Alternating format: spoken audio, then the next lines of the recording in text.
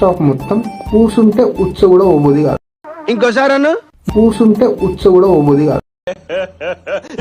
Engaging గా ఉంటది cinema అంతా. ఎంగేజ్ అంటే ప్రాపర్ స్క్రీన్ ప్లే. కానీ కూర్చుంటే మనం లేవలేదంటే అర్థమైంది సినిమా నచ్చితేనే లేవకుండా ఉండడమే ఎంగేజ్ అనమాట. అది ఫస్ట్ హాఫ్ మొత్తం అట్లా కూర్చుంటారు, అంత బాగుంటది.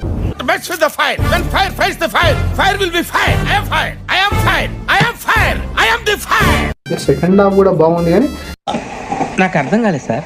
ఏంటంటే స్టోరీ నడపడానికి కాస్త రిలేటెడ్ గా ఉండే సీన్స్ ఉంటుంది. ఒక 20 నిమిషాలు, దాంతో 20 నిమిషాలే కాస్త స్టోరీ నడవడానికి, ఎవరు వాళ్ళు చెప్పడానికి. దాని తర్వాత 20 నిమిషాల తర్వాత మళ్ళీ నెక్స్ట్ లెవెల్ సినిమా గ్రాఫ్ ఇలా పెరుగుకుంటూ పోతుంది అనమాట. సో ఓవరాల్గా ఇది క్లియర్ మ్యాసివ్ హిట్. ఇక నెక్స్ట్ వచ్చే సినిమా ఎలా ఉంటుందో తెలియదు, ఎందుకంటే నీల్ మామతో ఉంది. వాడు ఏం చేస్తాడో ఆయన ఏం చేస్తాడో తెలియదు. పెద్ద పెద్ద బడ్జెట్స్ ఉన్నాయి.